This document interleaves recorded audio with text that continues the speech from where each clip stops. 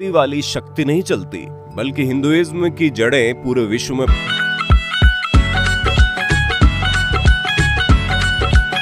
Hello दोस्तों, सत श्री अकाल, नमस्ते, अस्सलाम वालेकुम, वेलकम बैक। तो कैसे हैं आप? आई होप आप सब ठीक ठाक होंगे। तो आज हम जो वीडियो देखने लगे हैं उसका टाइटल है fastest growing Hindu countries in the world. मैं तो पहले ये सोचता था कि एक ही हिंदू कंट्रीज है, मतलब कि कम्युनिटी जो है वो एक ही कंट्री में रहते हैं, इंडिया में, मतलब कि सबसे ज़्यादा। तो जैसे दुनिया में जो 58 इस्लामिक कंट्रीज़ हैं, तो ऐसे ही मैं समझता था कि एक ही हिंदुज़म की जो है वो कंट्री है, हिंदू लोगों की कंट्री है, हिंदुस्तान या इंडिया। तो बाकी मुझे नॉलेज नहीं था, वो इस वीडियो से पता चलेगा। तो क्या है, इस वीडियो में स्टार्ट करते हैं उससे पहले चैनल कर लें सब्सक्राइब, बेल आइकन को प्रेस कर लें ताकि आपको ऐसी और भी वीडियोस मिलती रहें। तो चलिए स्टार्ट करते हैं। दोस्तों, सिर्फ हिंदुस्तान में ही हिंदू भगवान की भक्ति वाली शक्ति नहीं चलती, बल्कि हिंदुइज्म की जड़ें पूरे विश्व में फैली हुई हैं।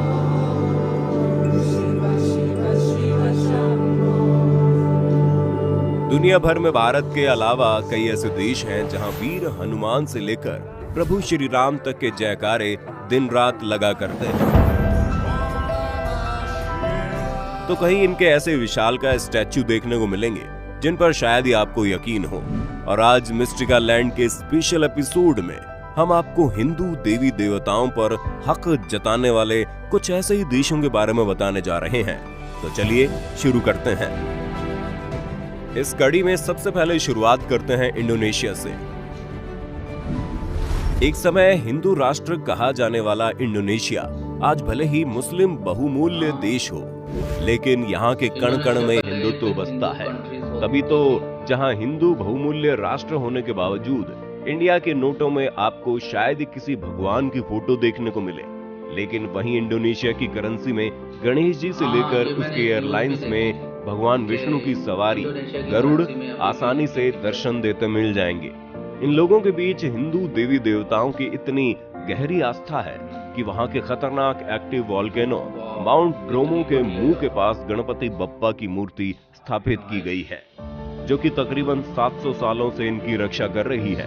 यही नहीं, यहाँ के बाली द्वीप में आज भी लोग हिंदू धर्म का पालन करते हैं, जहाँ पर एक से बढ़कर एक प्राचीन मंदिरों का जमावड़ा लगा हुआ है, जिनमें से एक भगवान विष्णु की दुनिया की सबसे ऊंची मूर्ति भी है, और ये मूर्ति स्टैच्यू ऑफ गरुड़ के नाम से विश्व प्रसिद्ध है।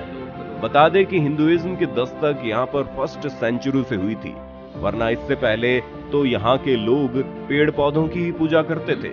जिसके बाद ये धर्म इन लोगों के बीच ऐसा घुला मिला कि आज यहाँ के मंदिर विश्व की धरोहरों में शामिल है, जिन्हें देखने साल के 12 महीने पर्यटकों का तांता लगा रहता है।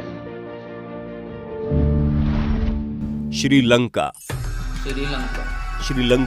आज भले ही बौद्ध धर्म की 70% आबादी से घिरा हो, लेकिन ये बात कहीं भी झुठलाई नहीं जा सकती। एक वक्त यहाँ पुरुषोत्तम श्री राम का नारा लगता था। महासागर के मोती कहे जाने वाले इस देश में आज हिंदू 12% के साथ भले ही पॉपुलेशन में दूसरे नंबर पर हो, मगर इनका अस्तित्व हमेशा से नंबर 1 पर रहा है, जिसका सबूत खुद यहाँ पर वक्त बेवक्त मिलने वाले प्राचीन मंदिर दिया करते हैं।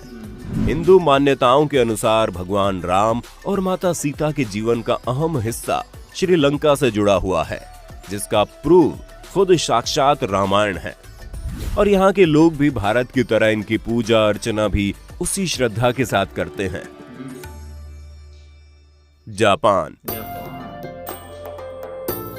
बाकी देशों की तरह जापान के लोग भी सनातन धर्म से काफी प्रभावित हैं, जिसके बारे में संस्कृत में लिखे गए ग्रंथ गोल्डन लाइट सूत्र के जापानीज अनुवाद में बारीकी से लिखा गया है। हैरत की बात तो यह है कि जापानीज ने इसी ग्रंथ की मदद से न सिर्फ हमारे देवी देवताओं की पूजा अर्चना की, बल्कि उनकी मूर्तियां बनाकर आराधना भी की। तभी तो दोस्तों, जापान के 7 सबसे प्रमुख भगवानों में से 4 हिंदू भगवान ही हैं।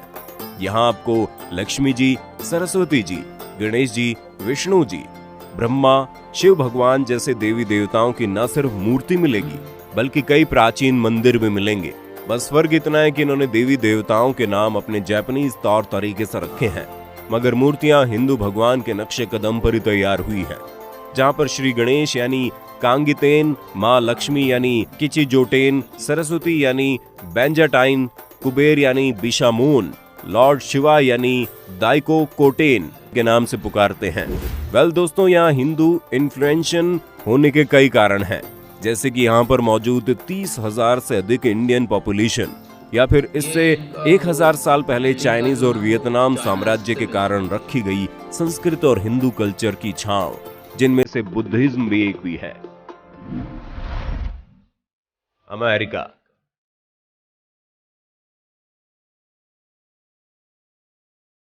दोस्तों, वैसे तो अमेरिका और भारत के कल्चर में जमीन आसमान का फर्क है, मगर शोधकर्ताओं की माने तो आज से 9 लाख वर्ष पहले यहाँ ऐसी विलक्षण वानर जाति रहती थी, जिसका सीधा संबंध संकट मोचन हनुमान यानी हमारे बजरंगबली से है।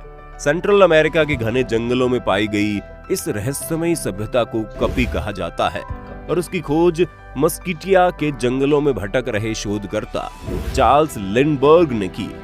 इनके मुताबिक यहाँ के स्थानीय लोग बंदरों की मूर्तियों की पूजा करते हैं, जो कि देखने में इतनी विशाल थी कि मानो इसे हजारों लाखों साल पहले बनाया गया हो।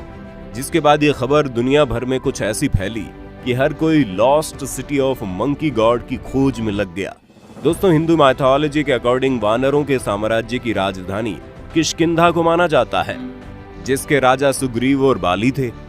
कहा जाता है जब हनुमान अपने बेटे मकरध्वज को बचाने के लिए पाताल लोक गए तो यहीं आए थे, जो कि आज के सेंट्रल अमेरिका और ब्राजील के इन्हीं जंगलों में कहीं स्थित है, जहां हनुमान ने अपने बेटे मकरध्वज को बचाकर उसे यहाँ का राजा घोषित कर दिया, जिसके बाद शायद यहाँ के लोग हनुमान को भगवान की तरह पूजने लगे। थाईलैंड। अभी तक आपने गणेश चतुर्थी में बप्पा की सबसे बड़ी मूर्ति महाराष्ट्र में देखी होगी, लेकिन क्या आपको पता है दुनिया का सबसे बड़ा गणेश भगवान का स्टैच्यू इंडिया में नहीं बल्कि थाईलैंड में स्थित है। यही नहीं, यहाँ पर इन लोगों ने अपने देश के स्टैंप तक में हिंदू देवी देवताओं को छापा है।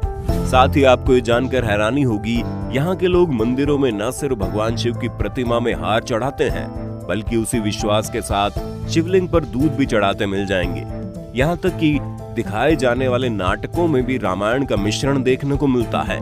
और ऐसा हो भी क्यों ना, इनका राष्ट्रीय ग्रंथ रामायण जो है, जिसे थाई भाषा में रामाकिन कहते हैं। शोधकर्ताओं के अनुसार ये देश प्राचीन समय में हिंदू राष्ट्र था, जहां पर भारतीय बौद्ध राजाओं ने आकर बौद्ध धर्म का प्रचार किया और ये एक बुद्धिस्ट नेशन में कन्वर्ट हो गया। कंबोडिया। किसी जमाने में कंबोज देश और फिर कंपूचिया के बाद आज कंबोडिया के नाम से मशहूर ये देश पहले हिंदू रहा और फिर अफसोसजनक बुद्धिस्ट हो गया।